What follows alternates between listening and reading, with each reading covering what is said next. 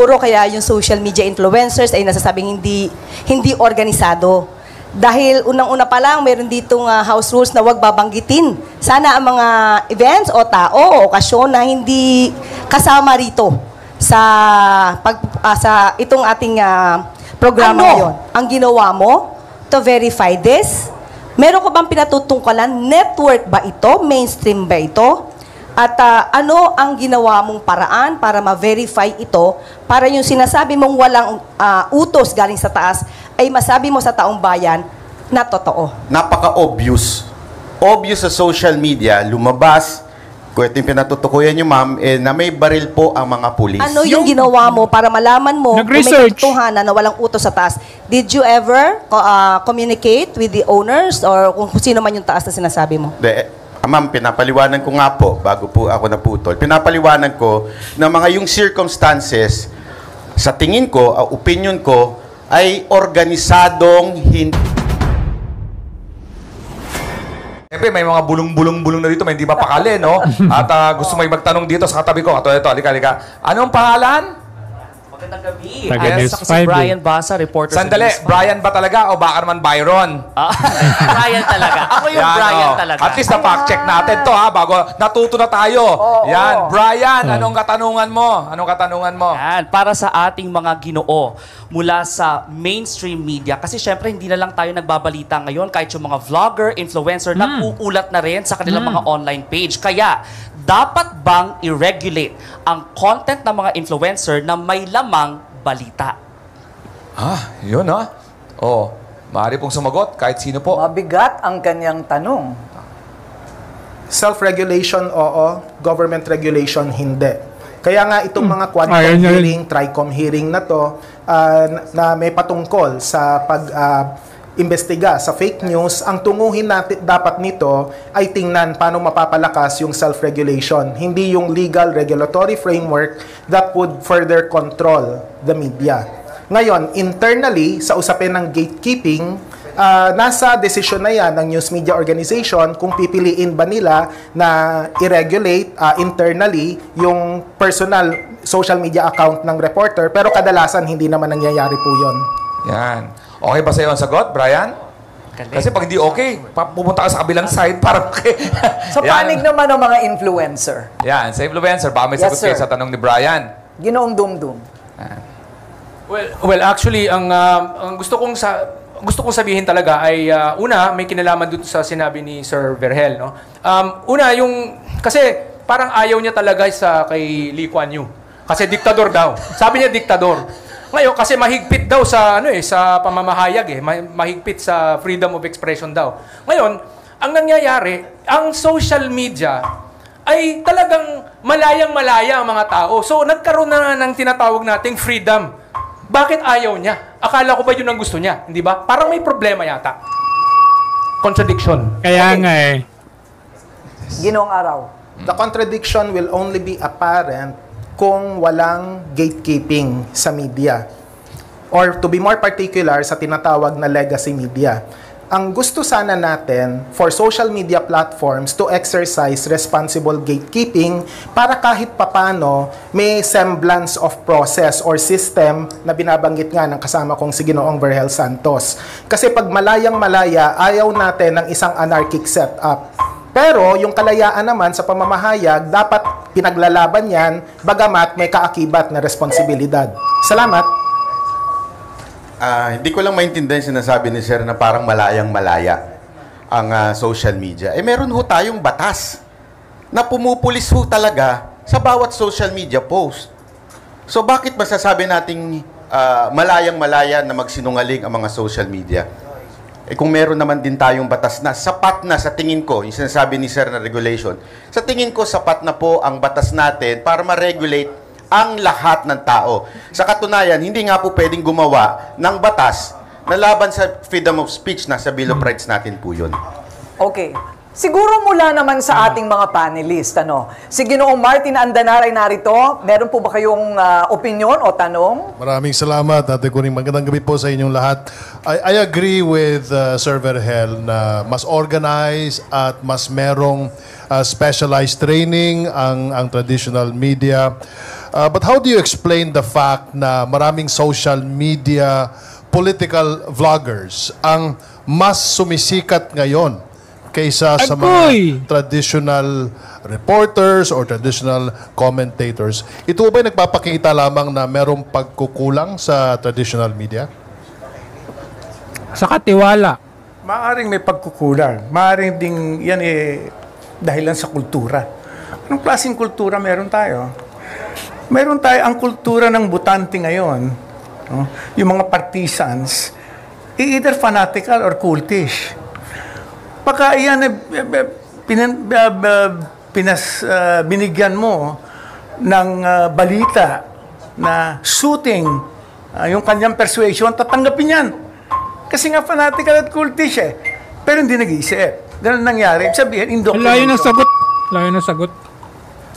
Kumari po, siguro ang gusto kong masabi dito ay nagkakataon na sa social media kasi wala po tayong mga yung tinatawag na time limit o yung mga space limitations ng mga newspaper na I'm sorry, kinakailangan ganito lang kahaba ang article. So, maraming nangyayari na may mga talagang tunay na bihasa, dalubhasa, talagang eksperto sa kanilang fields na nakakapagpahayag ng kanilang mga kaalaman sa social media. Kaya sila napapakinggan. Katulad ni SAS, for example, SAS Rogando Sasot, when it comes to international studies and relations. So, ganun po. May mga ganung klaseng mga eksperto na bibigyan sila ng more chance na makapagsalita doon. Thank you. Tama, tama. Sagutin ko lamang po yung sinabi ni Sec Martin na bakit mas marami ang umaano sa social media. Nakakalungkot lang na nanggaling kay Sen na parang sinasabi ang mga Pilipino tanga. Pero sa akin, sa tingin ko lamang po, kaya na ang mga Pilipino ay mas nag-aano sa social media kasi po, mas nakaka-relate sila. At the same time, they can say kung ano yung nararamdaman nila doon sa specific topic. Unlike sa mainstream media, hindi naman sila pakikinggan. Kasi syempre, isang organisado sila, opisina, hindi katulad sa social media, mas personal. Kagaya nito, may time. Yusek Claire. Diba, hindi mo masabi lahat, may time okay naman ang opinion. Right? At kadalasan sa social media, opinion. Pero paano naman yung tinatawag na tahasang kamalian o kasinungalingan? Yes, very clear naman. Makikita naman natin kung ano ba yung disinformation, ano yung fake news. Example na lang, sabihin natin dito ha, ito ay nasa news naman, hindi naman kailangan na sabihin na wala dito. Yung tungkol sa pinag-utos di umano ng Supreme Court, ng TRO, pero wala naman. Mismong Supreme Court ang umalma rito. Yun palang tahasang fake news na yon. So hindi naman pinag-uusapan dito ang opinion. Yun ay factual. So maliban doon, kitang-kita kagad na merong mali siya sa pagbibigay na ganitong klaseng fake news or disinformation. Okay, so... yung sinabi ni Presidente mo, Kaya na may walang baril. Natin, siguro kaya yung social media influencers ay nasasabing hindi organisado. Dahil unang-una pa lang, meron ditong house rules na huwag babanggitin. Sana ang mga events o tao o okasyon na hindi kasama rito sa itong ating programa ngayon. Pero tanungin ko na po, si Mr. Byron. Ang pangit mo pala pag walang filter. You live to his you live to your name. You live up to your name. Banat. So when you said na walang utos galing sa taas. Okay? Paano mo o hindi? Ano ang ginawa mo to verify this? Meron ko bang pinatutungkalan? Network ba ito? Mainstream ba ito? At ano ang ginawa mong paraan para ma-verify ito para yung sinasabi mong walang utos galing sa taas ay masabi mo sa taong bayan na totoo? Kailangan natin tingnan ng mga pangyayari. Una sa lahat, napaka-obvious. Obvious sa social media, lumabas, kung ito yung pinatutukuyan nyo, ma'am, na may baril po ang mga pulis. Yung nilabas uli. Yan po. Excuse me po, I would like to cut Mr. Byron. Apa. My only question is, ano ang ginawa mo to verify na walang galing na utos o walang utos na galing sa taas? We don't have to mention the event. I just want to know ano yung ginawa mo para malaman mo kung may katotohanan na walang utos sa taas. Did you ever communicate with the owners or kung sino man yung taas na sinasabi mo? Ma'am, pinapaliwanan ko nga po, bago po ako naputol, pinapaliwanan ko na mga yung circumstances, sa tingin ko, opinion ko, ay organisadong hindi po pinalabas sa mainstream media yung reaksyon na sandali, may mali ata doon sa sinabi ng ating Pangulo. So it's only your opinion. So you do not have any proof to prove na walang utos galing sa taas kasi yun yung sinabi mo and you're making it factual. So as of the moment, it's just your opinion, correct? Ma'am, wala po ako sinabi na factual. Paulit-ulit ko po sinasabi na it is my opinion. No, kanina po sinabi niyo po kanina na meron kayong nakausap at sinabi na hindi yan na ilabas dahil ang sabi, walang utos galing sa taas. So is that your opinion? Ma'am, wala po ako sinabing may nakausap ako. Ano So, to, in other Quadcom? words, is that your opinion? Quadcom ba to? So this is not factual. Yes, So ma'am. you cannot prove itong statement mo na walang utos galing sa taas. Yes, ma'am. Ang sinasabi ko nga po ay paulit-ulit, kanina pa po, ay opinion po lamang ito.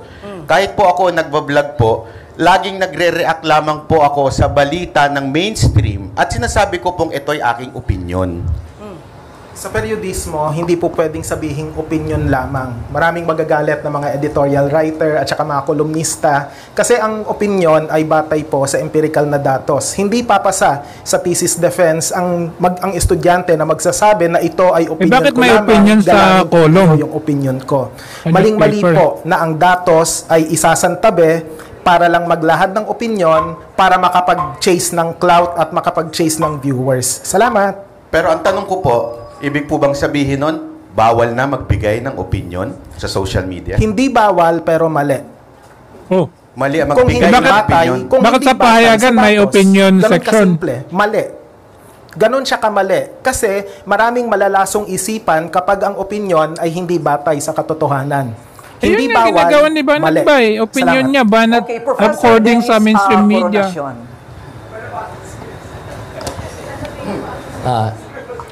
Well, actually marami akong katanungan pero susugan ko lang yung tanong ni Attorney Claire ni Yusek Claire. Interesado akong malaman kasi at least doon sa traditional media, they're very transparent kung anong proseso o sistema pinagdadaanan. Ngayon, on the part of the influencers and social media personalities, gusto ko malaman kung ano yung proseso o kung meron man vetting process na pinagdadaanan bago nyo ilabas ang isang content, whether this is a fact or opinion. Sa kaso ko po, ako po ay laging nagsasalita tungkol sa pangangailangan ng Pilipinas na magkaroon ng constitutional reform. At marami po ako mismong empirical evidence, marami po akong citations of academic white papers and all these kinds of dissertations na nagpo-prove na talagang kinakailangan sana natin tanggalin ang lahat ng mga anti-foreign direct investment restrictions, kailangan natin mag-federalism para makalat ang mga trabaho sa iba't ibang parte ng Pilipinas at kailangan natin ng parliamentary system para maging mas maayos ang ating gobyerno. Ngayon, ang nangyayari, scientific method ang batayan ko dahil galing po ako sa STEM discipline, Computer Science, Management Information Systems. Yun lang po. Okay lang. Sige. Isang salita lang, iniiwasan natin hanggat maaari ang credentialism. Kasi sa akademya, totoo, may mga expertise at hindi ko kino-question ang expertise ng ating kasama rito, pero ang lahat dumadaan sa peer review. At sa konteksto ng news media organization, merong de facto peer review pag dumadaan ito sa editor. Halimbawa, associate editor ako ng Bulatlat, pero dalawang editor muna ang kailangang tumingin sa isang artikulo bago ma-i-publish ito. At minsan, nagre-reject pa kami. Salamat. Unfortunately,